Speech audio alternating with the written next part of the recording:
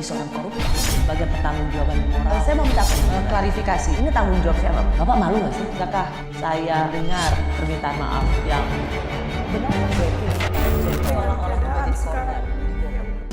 Putusan MK itu adalah putusan kaum tiran yang ingin memaksakan pelanggangan kekuasaan tadi. Apa? Mundur. Yang menentukan jabatan milik Allah, Tuhan Yang Maha Kuasa. Ya. Anwar Usman menolak mundur. Ketua Mahkamah Konstitusi periode 2023-2028 yang juga adik ipar Presiden Jokowi ini menerima pengaduan yang paling banyak, yakni 18 laporan. Mayoritas mempersoalkan dugaan konflik kepentingan dalam menangani uji materi perkara 90 yang diduga untuk memuluskan jalan politik Gibran ke arena Pilpres.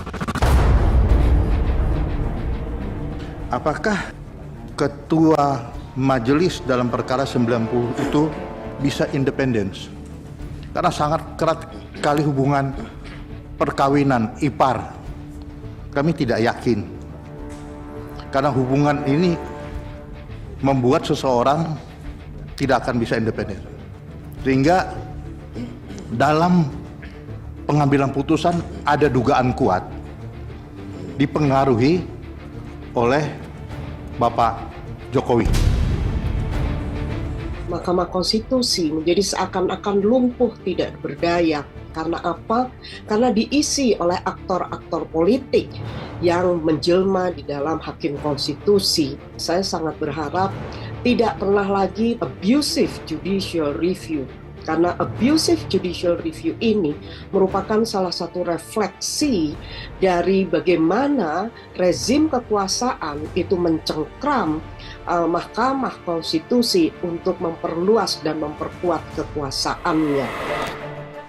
Tak cukup dilaporkan belasan guru besar ketatanegaraan dan sejumlah praktisi hukum, buntut dari putusan MK pun mendorong anggota DPR dari fraksi PDI Perjuangan Masinton Pasaribu mengusulkan hak angket pada lembaga yang terbentuk dari hasil reformasi itu. Reformasi 98 jelas memandatkan bagaimana konstitusi harus diamandemen Undang-Undang Dasar itu. Masa jabatan presiden harus dibatasi. Putusan MK bukan lagi berdasar dan berlandas atas kepentingan konstitusi. Putusan MK itu lebih pada putusan kaum tirani. Dan kita harus sadarkan bahwa konstitusi kita sedang diinjak-injak. Namun pada hari ini, rumah Jokowi dikecewakan sama si anak Jokowi yang namanya Gibran. Pada detik ini kita sudah tidak pakai nama rumah.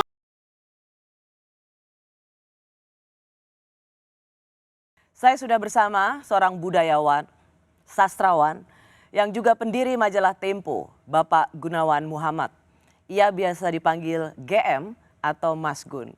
Mas Gun, terima kasih sudah di Rosi. Terima kasih kembali, suara hormat rasanya. Saya merasa ini suatu sejarah karena belum pernah rasanya seorang Gunawan Muhammad menerima undangan untuk talk show di televisi. Iya, betul. Jadi kehormatan sekali saya bisa membujuk seorang Gunawan Muhammad untuk hadir di program televisi. Mas Gun, apa kabar? Baik, ya. Sedikit tidak sehat karena long COVID, tapi pada dasarnya saya oke. Sempat kena COVID ya, Mas Gun ya? Kena. Mas Gun tahun ini, tahun 2023 ini berapa? 82 ya Mas Gun? 82. Oh still ini sehat? Alhamdulillah. Alhamdulillah.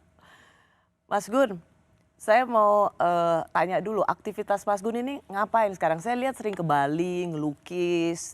Sekarang Mas Gun ini ngapain? Ya, saya ini menyiapkan beberapa pameran. Nanti di bulan November, ya bulan ini, pertengahan ada pameran bersama di Art Jakarta, di Kemayoran. Bersama teman-teman dari, ada FX Harsono dan juga dari Devi Ferdianto yang menjadi master printer dari Dev2 Studio. Nanti akhir November pameran tunggal saya di Rumah Miring di Pondok Indah. Lalu nanti Februari di Lawangwangi, Bandung. Sibuk dong ya? Sangat sibuk. Sementara saya juga harus masih menulis. Kan, Tapi saya dengar Mas Gun juga sekarang ngelukis. ya, Belajar dari mana? saya dari dulu sebetulnya menggambar, melukis. Tapi nggak mau terus terang karena jelek. Benar gak saya dengar Mas Gun itu belajar melukis dari YouTube? Saya banyak belajar teknik terakhir ya. Misalnya membuat bayangan dan mencoba menjadi pelukis realis. Dan banyak hal yang baru di sana kan. YouTube itu banyak sekali bisa dipelajari selain mendengarkan Rossi. Mas Gun, saya mau klarifikasi. Benar ya nama Mas Gun dinominasikan untuk sebagai penerima Nobel Sastra? Itu saya baca dan saya dengar, tapi saya kok nggak begitu yakin bahwa itu akan terjadi. Kenapa Mas? Begini, sastra Indonesia ini tidak dikenal di luar negeri dan orang-orang panitia Nobel itu tidak pernah ada yang berbahasa Indonesia. Misalnya orang India itu banyak yang dapat Tagore dan beberapa orang, satu orang lain ya. Tapi bahasa lokal India yang bagus-bagus katanya itu nggak mereka baca. Jadi Nobel Prize itu mempunyai nama yang besar, tapi sebetulnya terbatas. Sebaiknya bagi saya yang penting bukan dapat hadiah Nobel, apakah karya saya dibaca orang di sini. Ya, saya membaca apa yang menjadi komentar Mas Gun juga, sastrawan Rusia Tolstoy juga, dia begitu luar biasa karyanya, tapi dia tidak pernah mendapatkan Nobel karena jurinya nggak ada yang bisa bahasa Rusia. Sekarang jurinya pasti bisa. Beberapa, ya Pasternak, Brodsky itu kan dari Rusia. Tapi misalnya bahasa Telugu ya, atau bahasa Tagalog atau bahasa Indonesia. Jadi saya mungkin dicalonkan, mungkin tidak, bagi saya tidak penting. Ada orang yang kepengen dicalonkan atau menamakan diri dicalonkan. Tapi itu juga menurut saya delusion ya. Atau GR yang berlebihan. Udah jangan berharap begitulah. Saya pernah masuk satu toko buku di Amerika, di New York. Ada buku World Poetry, tebal gini. Di dalamnya tidak ada satupun puisi Indonesia. Yang ada malah puisi Laos, Kamboja. Nah kenapa? Karena Indonesia itu banyak orang mengatakan juga wilayah yang tidak dikenal.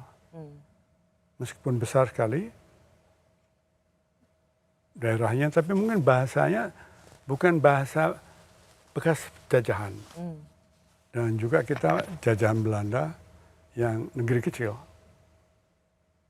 Jadi sebagus apapun karya tulis sastrawan Indonesia, ketika itu tidak bisa terbaca oleh masyarakat dunia, maka oleh juri Nobel. Oleh juri Nobel.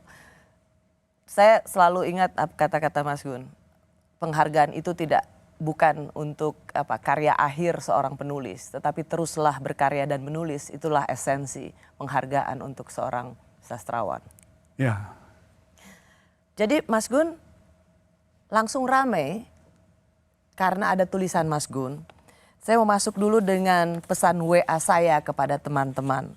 Waktu itu ramai beredar dan kira-kira kalimatnya seperti ini. Saya dulu memilih Jokowi dan bekerja agar dia menang.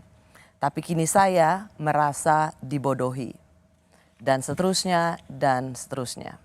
Tadinya saya mau pasif hanya melukis dan menulis atau golput.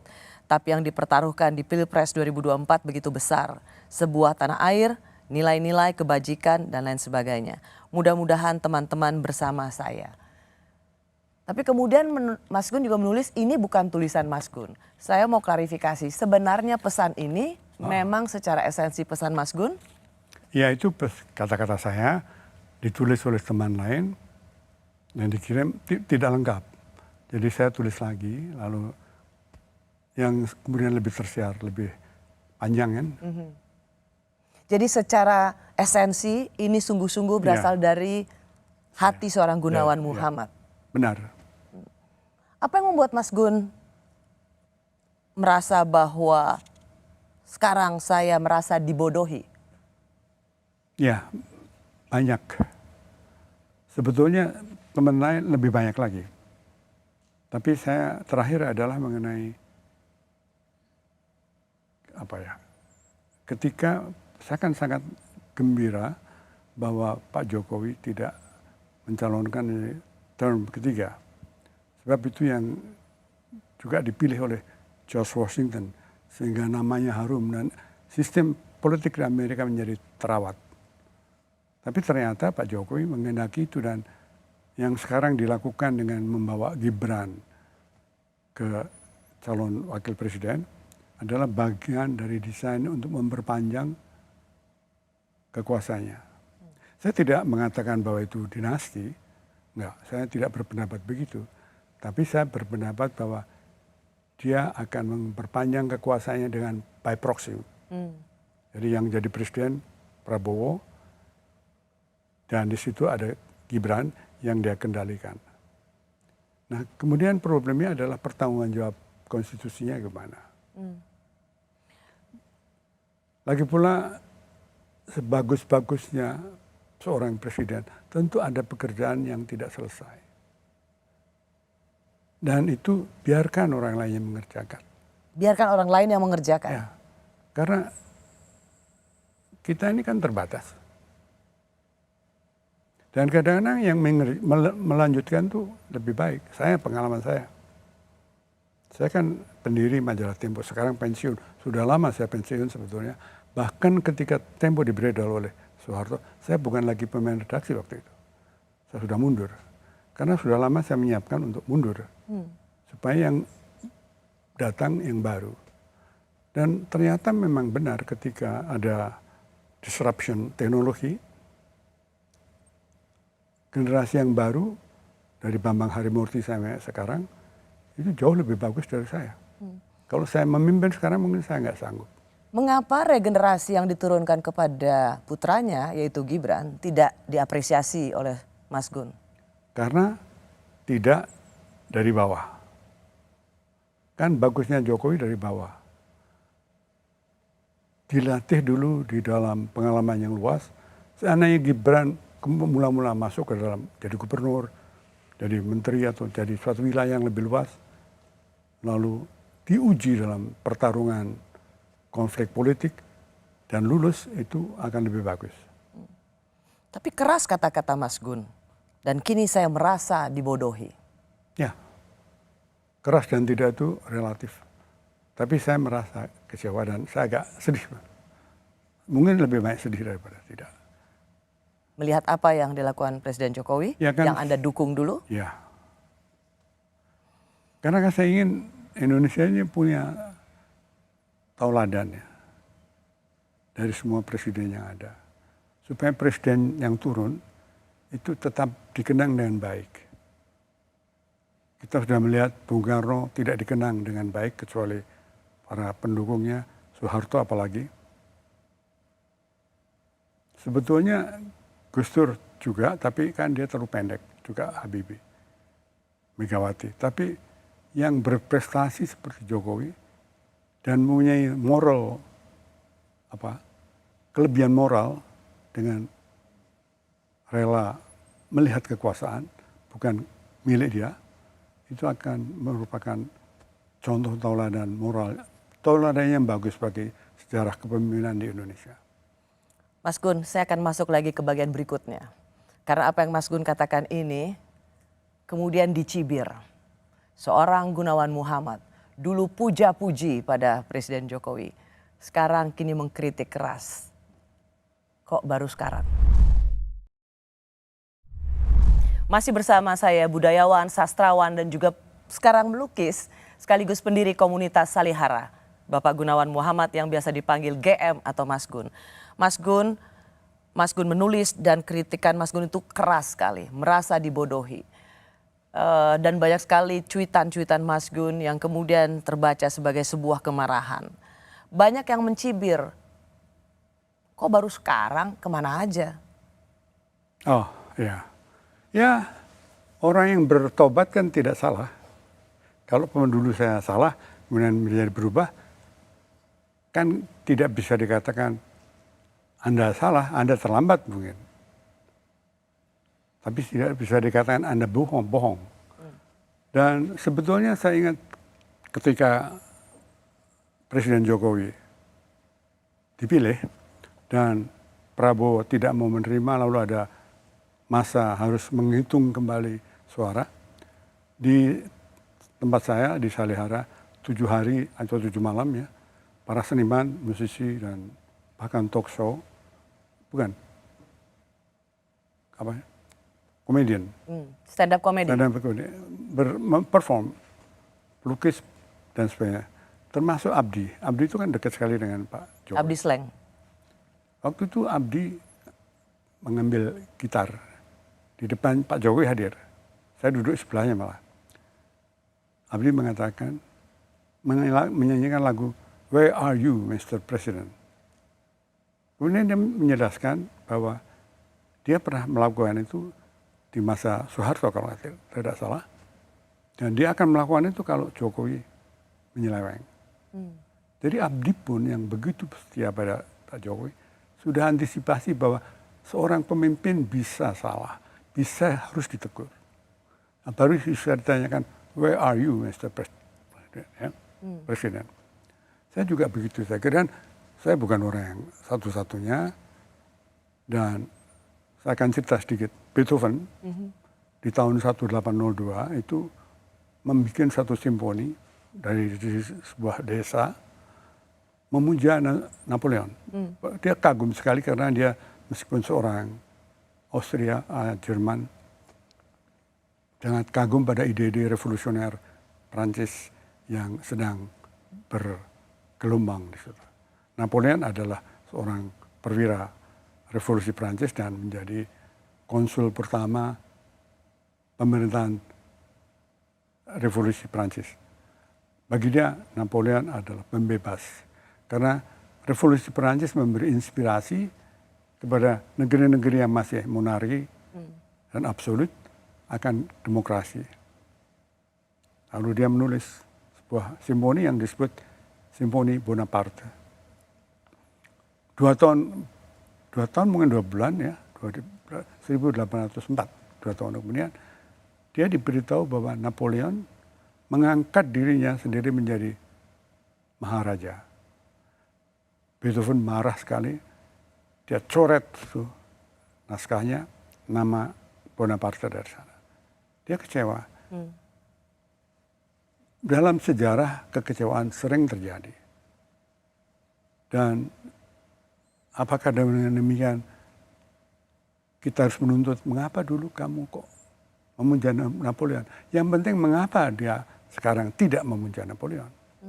Apakah alarm atau daya kritis itu dulu memang terbutakan melihat kepemimpinan seseorang misalnya? Karena Mas Gun sendiri pendiri majalah Tempo. Tempo di 2014 juga memiliki cover yang dan mendeklar mendukung Jokowi. Tetapi kan juga kemudian Tempo sangat kritis. Mas Gun sendiri tetap mendukung Presiden Jokowi. Apakah Mas Gun ingin mengakui bahwa Mas Gun telah membabi buta memberikan dukungan pada seorang Presiden Jokowi atau cek kosong? Saya nggak pernah memberi cek kosong. Cek kosong itu maksudnya blank check kan. Kalau cek kosong nggak ada isinya. Blank check yang bisa diisi apa saja. Saya tidak pernah. Karena saya tahu bahwa pengalaman kan, power corrupts. Kekuasaan itu mudah sekali menggerogoti jiwa seorang. Dan itu selalu harus ada cadangan. Jangan all out. Tapi saya memang tidak mau memaki-maki begitu saja setiap tindakan. Dan melupakan apa yang dilakukan oleh Jokowi. Ada satu pesan dari seorang TKI dari Taiwan, baru-baru ini saya baca, dia mengatakan, saya tetap menganggap Pak Jokowi berjasa dan baik, tapi saya tidak mau disuruh oleh dia untuk memilih Prabowo. Bagi saya itu mengharukan. Karena itu semacam pendidikan politik bagi kita-kita yang intelektual ini yang menganggap bahwa harus ada all out, hitam atau putih. Nanti saya ceritakan soal hitam atau putih ini. Tapi hendaknya kita juga jangan mengabaikan jasa seorang. Saya tahu, Anda tahu bahwa saya melawan Soeharto. Tapi saya tidak akan melupakan bahwa Soeharto juga yang membuat keluarga berencana sehingga kita dapat bonus demografi. Soeharto juga yang membuat kita bisa berkomunikasi dengan handphone, dengan satelit. Kalau begitu begini, Kak, saya perlu mengklarifikasi ini, Mas Gun. Apakah kritikan keras Mas Gun pada Presiden Jokowi ini karena Mas Gun punya preferensi capres yang berbeda dengan capres yang didukung Presiden Jokowi? Belum, saya belum memilih, belum menentukan pilihan. Tapi adakah kemudian ada sentimen itu yang terasa bahwa kenapa Mas Gun sekarang tidak lagi bersama Jokowi misalnya, atau tidak merasa marah kepada Pak Jokowi, ya karena sedang berbeda pilihan capres. Bagaimana klarifikasi seorang Gunawan Saya kira Muhammad? bukan itu ya. Kemarahan saya, terutama seperti kemarahan banyak orang, adalah tidak adilnya cara Gibran, anak presiden, naik ke atas. Bukan karena Gibrannya, bukan karena umurnya, tapi karena tidak fair. Dan ketika ini merusak sistem di kehakiman, terutama tingkat Mahkamah Konstitusi, itu berbahaya sekali. Karena nanti ketika kita membutuhkan mahkamah ini sebagai wasit yang tidak memihak, orang tidak percaya. Dan itu berbahaya sekali bagi suatu konflik yang tidak mungkin, tidak mustahil akan terjadi. Jadi titik poinnya adalah ketika putusan MK, Mas Gun. Karena saya tahu Mas Gun juga mencuit di 17 Oktober yang mengatakan yang kita dapat dari tontonan Mahkamah Konstitusi untuk Gibran adalah kesadaran bahwa kekuasaan buat penguasa bodoh dan takabur. Ya, bahaya loh kalau orang mulai percaya bahwa hukum itu adalah hukum dari yang berkuasa. Meskipun itu ada benarnya, tapi ketika orang tidak lagi melihat hukum yang adil, maka masing-masing membuat hukum. Dan kalau itu terjadi, apa yang kita bayangkan dalam suatu masyarakat? Siapa yang sebenarnya Mas Gun referensikan sebagai penguasa yang bodoh dan takabur? Semua penguasa yang tidak tahu bahwa termasuk hakim konstitusi dan mungkin termasuk Pak Jokowi. Kalau Anda percaya pada seorang Jokowi sebagai yang memberikan harapan di tahun 2014, all out memberikan dukungan padanya. Ketika memilih anaknya atau merestui putranya untuk menjadi wakil presiden, bukankah kalau Jokowi adalah kita, maka pilihan Jokowi juga harus dipercaya sebagai sesuatu yang baik? Mengapa itu tidak ada di dalam diri seorang Gunawan Muhammad? Kalau Pak Jokowi saya percaya, kemudian dia korupsi, saya pasti tidak akan mengikuti dia. Enggak. Jadi memihak pemimpin, mendukung itu selalu harus ada reserve seperti saya katakan. Karena kekuasaan itu mudah sekali menyesatkan. Saya pernah punya berkuasa kecil-kecilan. Saya cari contoh ya, mungkin bisa dicek ke teman-teman di Tempo. Saya waktu itu pemimpin redaksi, hanya soal kecil. Saya masuk kantor, saya lihat satu lukisan miring. Terus saya bilang, ini lukisan kok miring? Seluruh kantor bergerak untuk membetulkan seluruh lukisan. Saya bilang, kan saya tidak mengatakan itu supaya diperbaiki. Jangan-jangan memang lebih baik miring itu atau berut orang itu lebih baik. Bahaya sekali kekuasaan karena seolah ludah kita menjadi api. Nah, maka saya pelan-pelan ingin berhenti dari majalah Tempo waktu sebagai pemimpin redaksi. Ketika menjelang umur 40 saya sudah siapkan. Karena saya melihat bahwa di majalah The Economist, yang menurut saya majalah yang terbagus di dunia, umur 40 sudah berhenti pemimpin redaksi. Nah waktu itu saya mulai bersama teman-teman menyiapkan orang seperti Bambang Harimurti, Yukbi Hidayat, dan beberapa teman lain untuk untuk dijadikan suatu ketika Untuk pemimpin. mengelola ruang redaksi. Untuk menjadi pemimpin redaksi. Ya. Cuman begini Mas Gun, yang ingin saya pastikan dari seorang Mas Gun adalah bagaimana dengan kita atau harapan yang diberikan oleh seorang Jokowi. Dan itu Anda percaya gitu. Dan hanya dalam sekejap terasa seperti Anda langsung mengkritiknya dengan keras.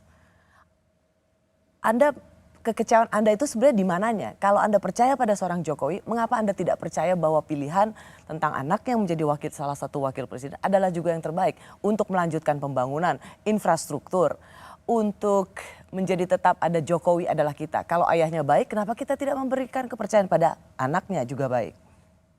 Itu kepercayaan yang buta. Kepercayaan saya tidak buta. Seperti saya kan tadi, seandainya Pak Jokowi kemudian saat itu mencuri saya, kan saya tidak mengatakan bahwa itu untuk kepentingan bangsa, meskipun dia mungkin mengklaim demikian. Ada syarat-syarat ketika seorang dipercayai. Kalau tidak, maka menjadi total.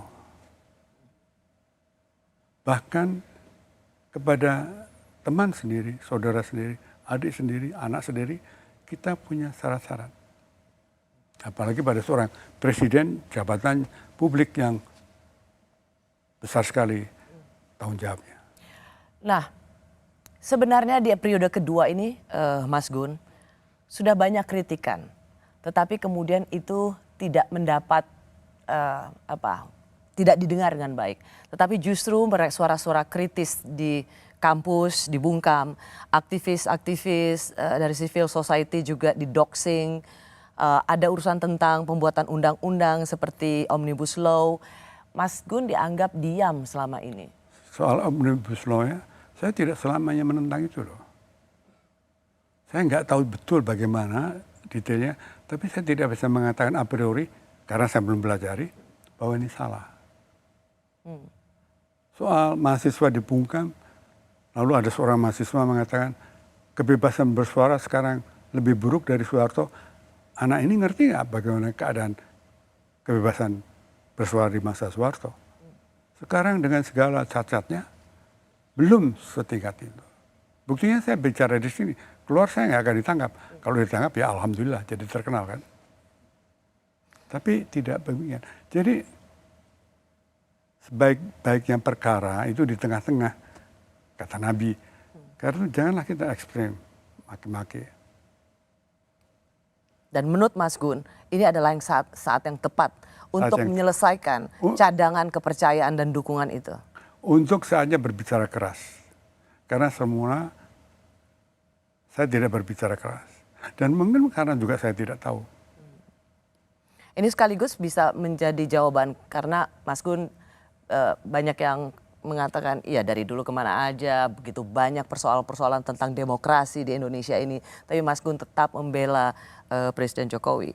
Apakah kemudian di sini Mas Gun mengatakan tidak semua masalah juga Mas Gun ketahui sehingga tidak langsung serta-merta mengatakan sesuatu atau menciutkan sesuatu. Tetapi ketika putusan MK ini meloloskan putra presiden, disinilah seorang Gunawan Muhammad terusik, kecewa dan merasa dibodohi. Itu ya betul sekali.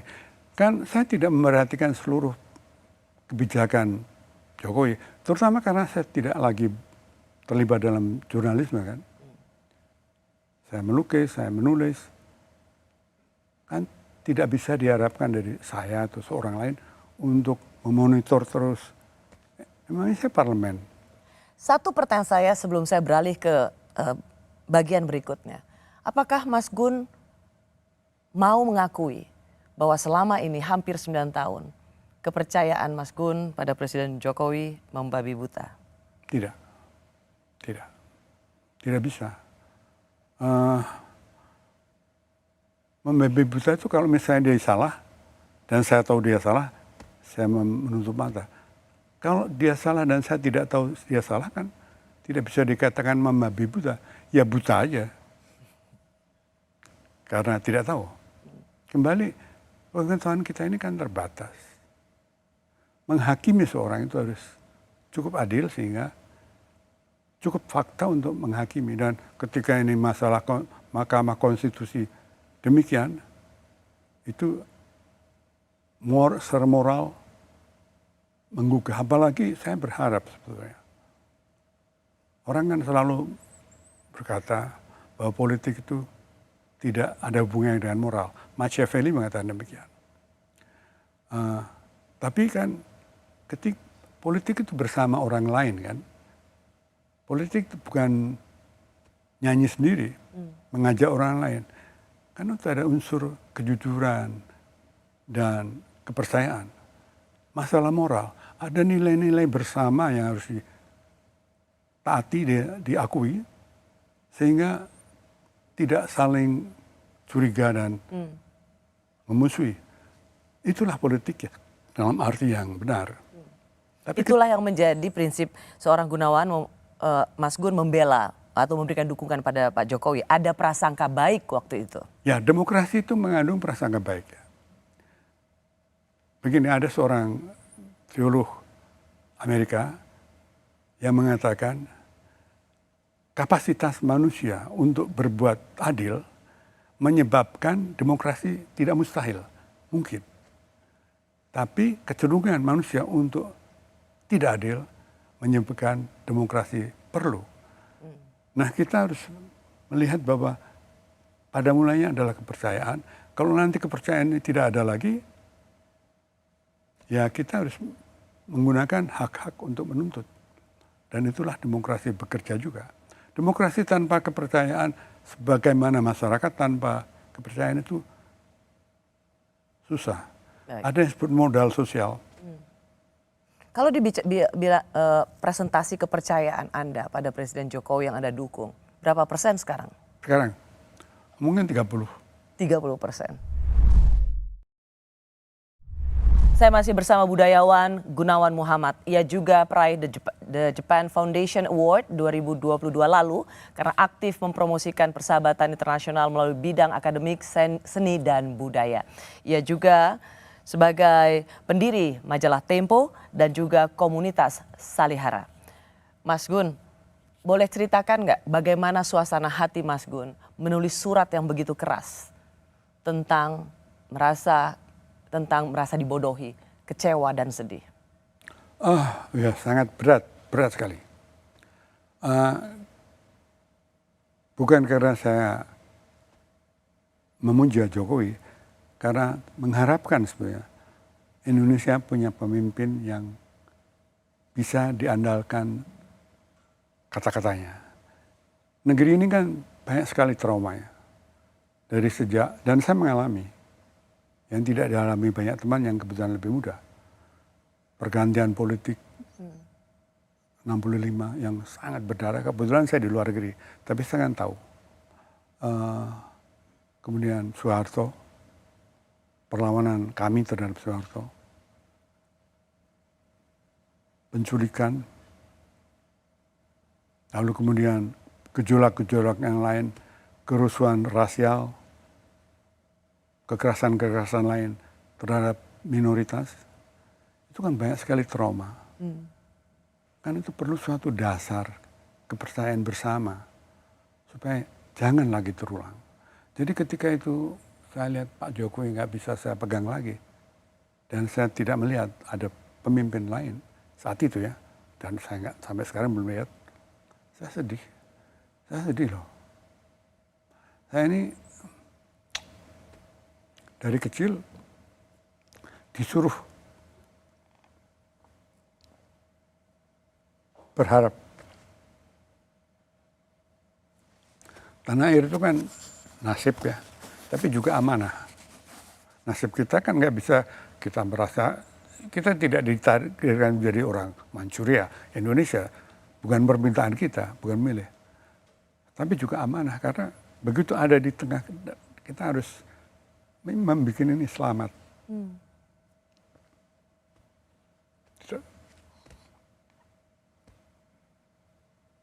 Kenapa Mas Gun seperti patah hati sekali? Patah hati terhadap siapa? Terhadap Jokowi. Patah hati terhadap harapan yang selama ini begini ya, terakhir bukan. Eri Riana kan menghadap dipanggil Pak Jokowi. Mewakili Mas Gun ya, karena Mas Gun lagi di Bali. Bukan mewakili, dia bukan wakil saya. Terus dia ketemu dengan Pak Jokowi lewat Abdi. Dan Pak Jokowi tanya, saya harus kerjakan apa? Gembira kan Eri, karena mendengar. Kata Eri, kan begini aja Pak, kalau nanti MK sudah memutuskan atau akan memutuskan bahwa Gibran lolos, Bapak beritahu Gibran, jangan maju, kamu kembali aja ke Solo dan kembali Tetap jadi wali kota. dan tetap kembali pada PDIP. Pak Jokowi bilang, kata Eri ya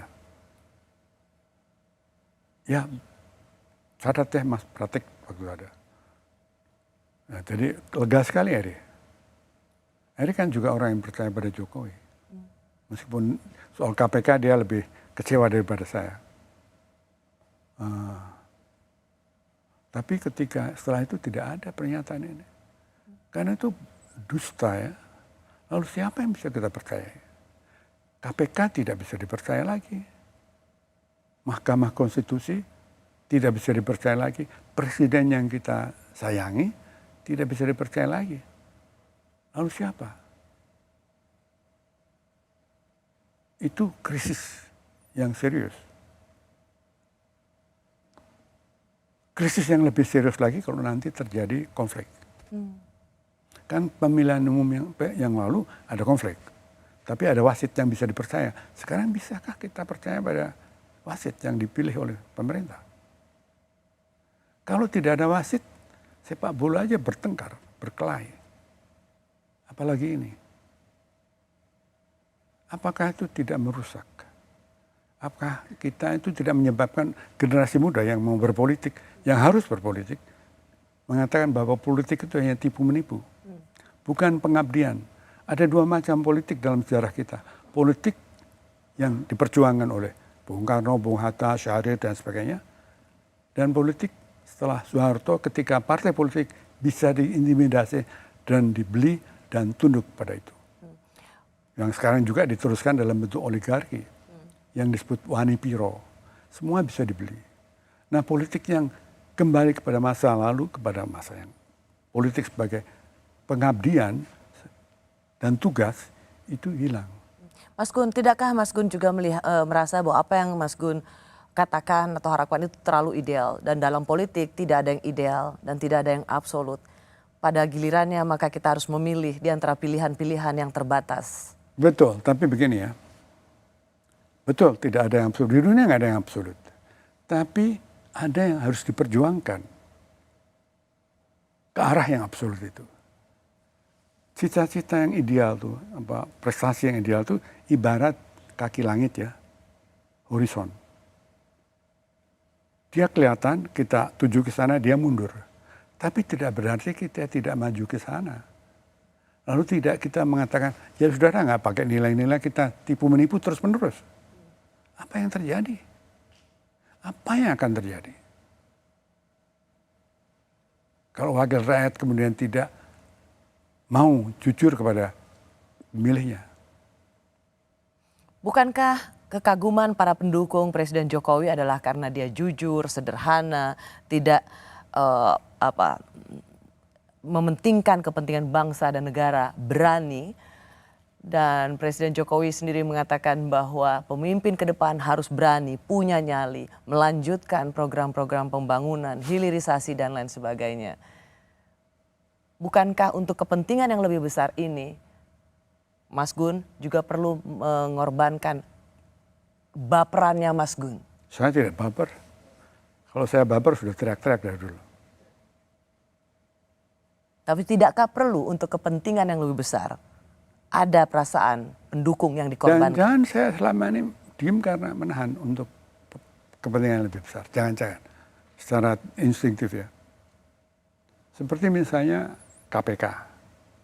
Kan kita meminta KPK diperkuat. Pak Jokowi janji ya tidak terjadi.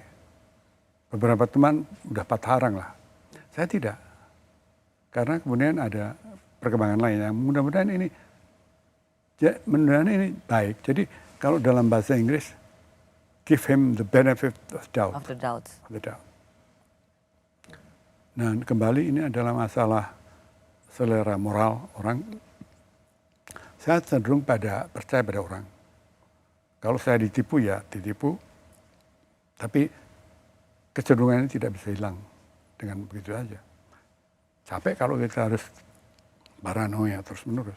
Masyarakat yang hanya mencurigai satu sama lain, itu masyarakat yang sakit. Karena memang saya di antara semua tweetnya Mas Gun, saya melihat tweet Mas Gun yang ini keras sekali. Saya mau mengatakan, mau membacakannya. Bersangka baik kepada seseorang itu bisa salah, bisa naif, bahkan bisa bodoh.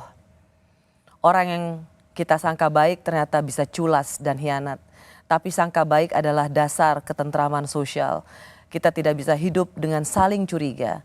Maka terkutuklah orang yang menciderai kepercayaan dan sangka baik orang banyak. Keras sekali, Mas Gun. Kalau mengutuk orang yang merusak dasar-dasar masyarakat, ya kutukan itu, apalagi dari seorang manusia seperti saya, nggak berat lah. Kalau kutukan dari Tuhan, ya, celaka. Tapi harus saya mengutuk. Karena yang rusak itu dasar loh, dasar. Di dalam satu rumah, kita tidak percaya lagi pada saudara-saudara kita. Nah, bagaimana? Ketika kita percaya misalnya di satu kantor, ini biasa ya, kantor lah. Pada seorang, dan seorang itu mengkhianati, dan semua orang lalu rusak karena tidak ada lagi kepercayaan pada orang baik. Itu kan jahat. Percaya bahwa manusia baik itu rasa terima kasih pada Tuhan. Kalau begitu saya mau tanya sekali lagi Mas Gun. Kenapa tidak memberikan percaya sekali lagi kepada Jokowi yang merestui anaknya sebagai wakil presiden, sebagai jalan kebaikan untuk Indonesia? Kalau anaknya qualified, terbukti qualified, kalau anaknya melalui jalan kompetisi yang terbuka, kalau anaknya kemudian berprestasi dalam seperti diharapkan, silakan. Saya nggak keberatan. Tapi Gibran dengan segala hormat atau tidak hormat, kan Pak Jokowi sendiri pernah mengatakan, baru 2 tahun. Ada rekamannya. Nah, mengapa sekarang lain? Itu saya bingung dan saya kira mungkin jangan-jangan Pak Jokowi juga bingung. Mungkin menjelang akhir jabatannya dia agak kehilangan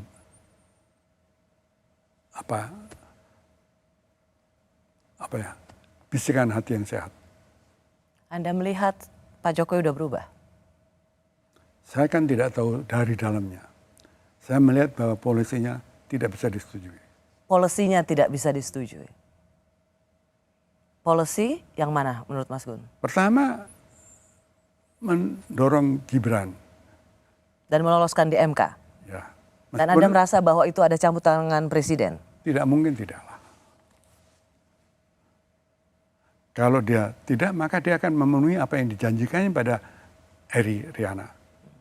Bahwa meskipun MK meloloskan, maka tidak jadi mengajukan diri sebagai wapres. Tapi bagaimana kalau itu tadi, ini adalah pilihan-pilihan terbatas yang mungkin tidak ideal, tetapi baik untuk kepentingan yang lebih besar.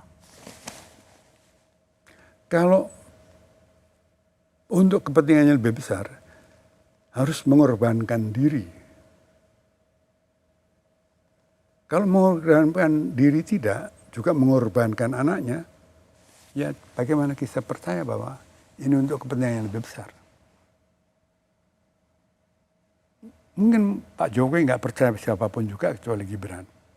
Sehingga dia yang harus ditaruh di dekat kekuasaan yang akan datang. Tapi masa nggak ada? Kalau saya ini lepas dari Pilpres, kalau saya harus memilih antara Gibran dan Mahfud, ya saya akan milih Mahfud. Kenapa kok seperti anti anak muda? Bukan anak muda. Bukan anak muda.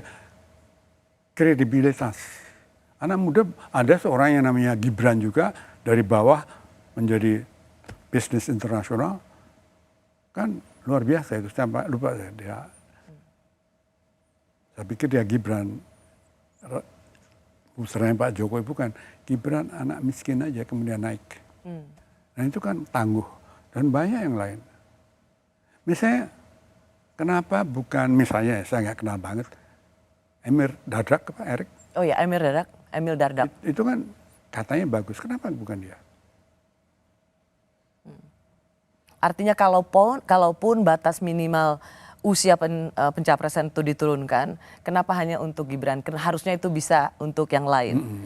Jadi ketidaksepakatan atau kesedihan seorang Gunawan Muhammad itu adalah ketika MK terintervensi untuk meloloskan keponakan sendiri dan kemudian tetap menjadikan putra Pak Jokowi menjadi wakil presiden. Itulah kesedihan terutama. Kesedihannya adalah ketika makin jelas dia tidak memenuhi janji seperti janjinya pada Eri Riana. Yang berbahaya juga sekarang ini dengan dinasti itu adalah apa yang saya sebut dengan kultus individu. Saya melihat sudah muncul kultus individu ini terhadap Jokowi. Karena apa? Pada periode kedua, Jokowi itu berhasil mengangkat atau memasukkan Prabowo dan Sandiaga Uno sehingga kaum oposisi itu menjadi sangat lemah. Dan tidak ada kritik terhadap Jokowi. Di sisi yang lain, Jokowi itu selalu tampil di media massa itu meresmikan pembangunan jalan tol dan lain-lain. Keberhasilan itu lama-kelamaan itu menyebabkan kekaguman dari rakyat yang pada akhirnya merupakan pemujaan terhadap sang pemimpin. Dan itu yang terjadi ketika menurut saya Gibran di dalam koalisi yang baru ini dipilih gitu. Tidak lain menurut saya itu hasil dari kultus individu terhadap Jokowi. Bersama saya, budayawan dan wartawan senior pendiri majalah Tempo, Bapak Gunawan Muhammad yang selalu dipanggil GM atau Mas Gun. Mas Gun setuju bahwa memang relawan, pendukung punya kontribusi terhadap mengkultus individukan Presiden Jokowi? Kata kultus individu ini harus kita pergunakan dengan hati-hati. Apa yang dialami Jokowi sekarang berbeda dengan kultus individu di Korea Utara misalnya. Atau di Mao Zedong, zaman mau menjelang revolusi kebudayaan tahun 60-an. Bahkan berbeda dengan Bung Karno. Bung Karno diberi gelar agung, ini agung. Tapi Jokowi kan tidak sampai segitu.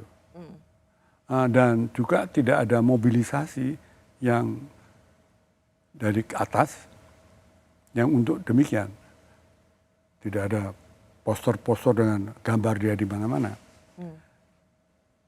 Memang bagi saya agak menarik ya, fenomena ini pernah saya pikirkan. Mengapa Jokowi bisa mendatangkan orang kalau dia datang berkerumun. Nah ini yang menyedihkan, bahwa rakyat begitu merindukan seorang pemimpin yang baik. Jadi bukan kultus, tapi harapan. Kultus itu salah, harapan tidak salah. Kultus itu salah, harapan tidak salah. Nah, kalau kita lihat rakyat di desa-desa yang datang berkerumun ke dia, ada yang mau ketemu sampai nangis-nangis, itu kan bukan dosa. Yang terjadi bukan itu sebetulnya. Yang terjadi adalah sentralisasi kekuasaan pada person dia. Dan itu berhubungan dengan atmosfer politik kita yang bisa dibeli. Pertama, apakah yang kemudian ini sejalan dengan yang Mas Gun cuitkan, Jokoisme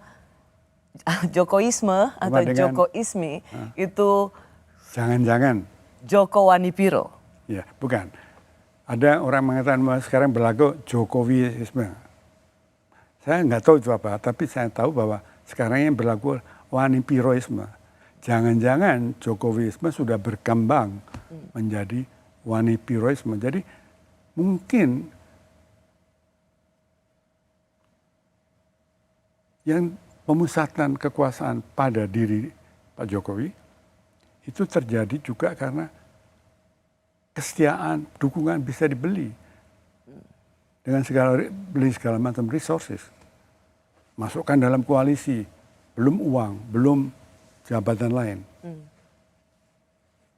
Itu yang terjadi sekarang dan itu menyebabkan saya sedih sekali karena politik menjadi jual beli.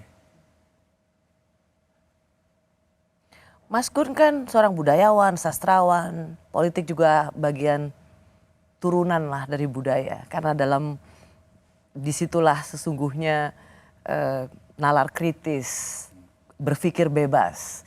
Mas Gun pernah ikut terlibat dalam membidani Partai Amanat Nasional sebagai partai yang diidentikan dengan Partai Reformasi. Tapi kemudian Mas Gun kecewa juga. Mas Gun juga ikut membidani atau menyeleksi caleg-caleg dari PSI, ikut mempromosikan PSI sebagai partai anak muda yang diidentikan dengan partai DNA politik yang progresif. Kecewa juga? Ya, begini ya memang mungkin nasib saya untuk gagal di situ. Karena itu mungkin saya lebih senang dengan melukis kan. Melukis kalau gagal sendiri. Jangan-jangan memang belum waktunya ada perbaikan semacam itu. Dan mungkin bukan saya orang yang harus mengusahakan itu. PAN itu didirikan dengan harapan dua. Membangun suatu partai politik. Ketika partai politik tadinya dikekang oleh Soeharto. Sehingga menghindarkan diri campur tangan militer dalam kekuasaan. Mungkin perlu saya ceritakan bahwa ketika kita melawan Soeharto dari bawah tanah, dari luar tanah, itu pesan yang berkumandang, jangan mengulangi kesalahan tahun 1966. 1966 adalah ketika aktivis berkelindan dengan militer. Akhirnya ditelan, digunakan. Kan aktivis itu percaya betul pada militer ya. Saya nggak di sini, tapi teman-teman saya yang baik-baik itu percaya pada militer akhirnya ditelan, digunakan. Yang kedua adalah partai politik yang maju. Platform PAN itu adalah pluralis. Bahkan menganjurkan desentralisasi. Waktu itu? Ya. Jadi progresif sekali, tapi kemudian dibajak saya kira karena kalah ya dalam Pilpres itu oleh PDIP, Amin Rais berpikir dua kali. Amin Rais tadinya saya kira sepaham dengan saya.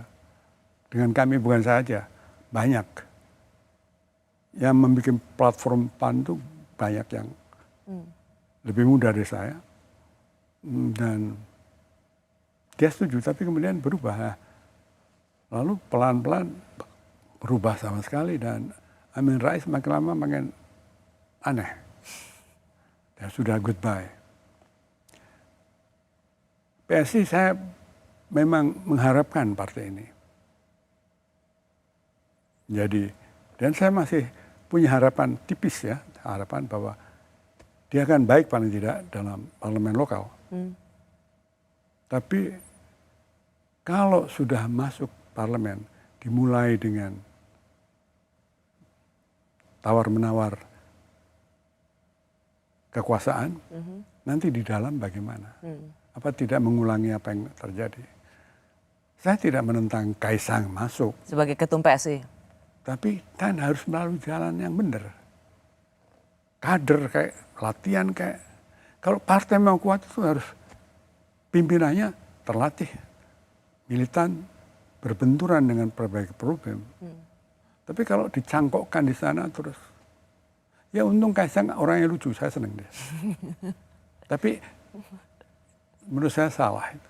Salah memilih ketum PSI. Give it a chance, Mas. Menempatkan Kaisang karena dia anak presiden, tidak mungkin kalau Kaisang bukan anak presiden di sana. Tanpa dia memasuki proses pengkaderan. Ya. Apalagi partai ini kan berdasarkan kesadaran. Mas Gun, ada PAN, ada PSI, ada Presiden Jokowi yang membuat Anda kecewa dan sedih. Seorang Gunawan Muhammad akan kapok nggak sih? Harusnya ya. Sebetulnya begini ya, Resi. Sebenarnya saya udah kapok. Ketika mau ada pilpres saya udah bilang, saya nggak mau milih lagi lah. Saya mau melukis, menulis. Saya mau menulis novel, saya mau menulis beberapa buku. Dan akhirnya kan saya banyak menulis buku. Saya menikmati belajar filsafat lagi. Nah, betul-betul saya tadi sudah mau mengundurkan diri. Saya pergi Ubud, bekerja di sebuah studio yang menarik di sana, namanya Studio Defto di Campuhan. Saya belajar printing, litografi dan sebagainya. Tapi tiba-tiba ada gejala yang menakutkan, yaitu Mahkamah Konstitusi itu. Saya bilang kepada diri saya dan teman-teman, emangnya saya tega ini? Emangnya saya tega negeri ini nanti akan dihuni oleh cucu saya, anak saya yang mengalami kekacauan. Emangnya saya tega? Negeri rusak. Bapak saya kan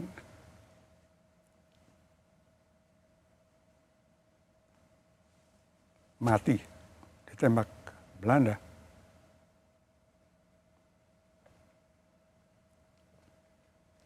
Dengan harapan.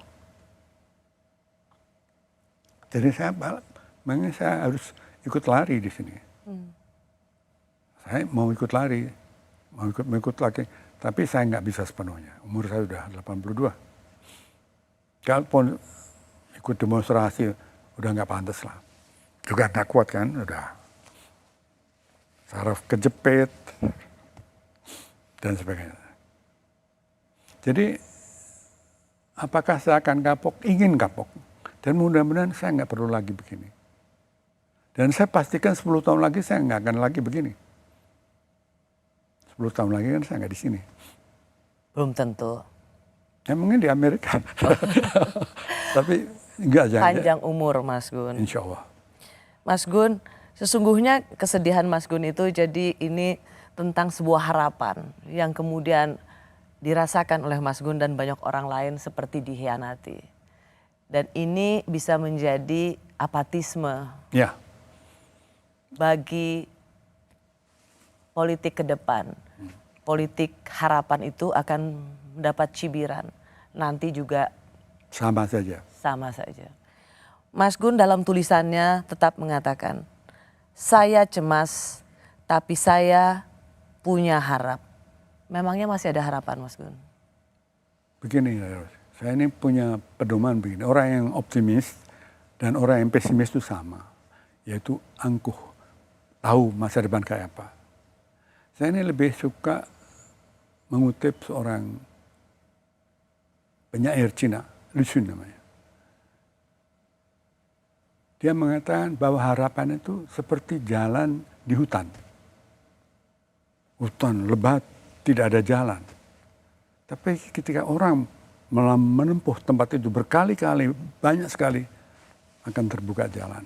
Jadi harapan itu tidak bisa dianggap ada di sana dengan sendirinya. Harus dikreasikan dengan bersama-sama. Mungkin tidak akan tercapai sepenuhnya karena ya manusia membuat sejarah, tapi tidak selamanya, tidak pernah sesuai dengan yang dikehendakinya. Kondisi-kondisi warisan sejarah kan membentuk masa kini. Ini kutipan dari Marx. Nah, maka tapi tetap harus dijalani. Generasi saya, generasi almarhum Arif Budiman, percaya pada mitos Sisyphus yang diterkenalkan oleh Albert Camus. Jadi manusia ibarat dihukum mendaki gunung membawa batu besar, Ketika sampai di puncak, batu berguling lagi. Dia turun lagi, mengangkut lagi. Hukuman. Tapi kemudian dia berdamai atau bukan berdamai. Kemudian dia tahu bahwa ini adalah sesuatu yang bisa dicintainya. Takdir yang semacam ini bukan nista. Kalaupun gagal, nilainya berharga. Kalaupun kita hancur dan kalah, kita tetap memperjuangkan yang mulia. Itu berharga. Tidak ada yang sia-sia dari sebuah perjuangan Ya, dengan sebaik-baiknya. insya Allah. Terima kasih Mas Gun. Ya maaf, saya kadang-kadang ngomongnya seperti ada air garam di mulut. No, bukan itu. Saya sendiri bisa merasakan. Sesungguhnya Mas Gun itu bukan saja marah, tapi lebih pada sedih. Karena saya tahu setelah Mas Gun mengkritik Pak Jokowi, orang kemudian mengatakan, inilah harga yang harus dibayar oleh seorang pendukung fanatik. Tapi dari pembicaraan ini, Mas Gun mengatakan, tidak ada yang salah dengan prasangka yang baik. Ya. Tetapi jahatlah mereka yang menyalahgunakan prasangka itu. Tepat sekali harus. Terima kasih. Jangan merasa bersalah, Mas Gun. Saya merasa bersalah kalau saya membiarkan hal-hal yang tidak berbahaya, yang berbahaya bagi generasi yang akan datang. Masih ada harapan. Ya, dibikin harapan. Terima kasih Mas Gun, terima kasih sekali lagi. Ini sebuah pengalaman yang luar biasa bagi penonton televisi, terutama Kompas TV. Karena ini pertama kalinya dalam sejarah seorang budayawan, sastrawan Gunawan Muhammad menerima undangan talk show di televisi. Artinya memang ada sesuatu yang harus ia sampaikan pada masyarakat Indonesia. Terima kasih sekali lagi Mas Gunawan. Terima kasih. Saya sungguh menghargainya. Saya Rosiana Silalahi, terima kasih sudah menyaksikan program Rosi. Sampai jumpa Kamis depan. Tetaplah di Kompas TV, independen terpercaya.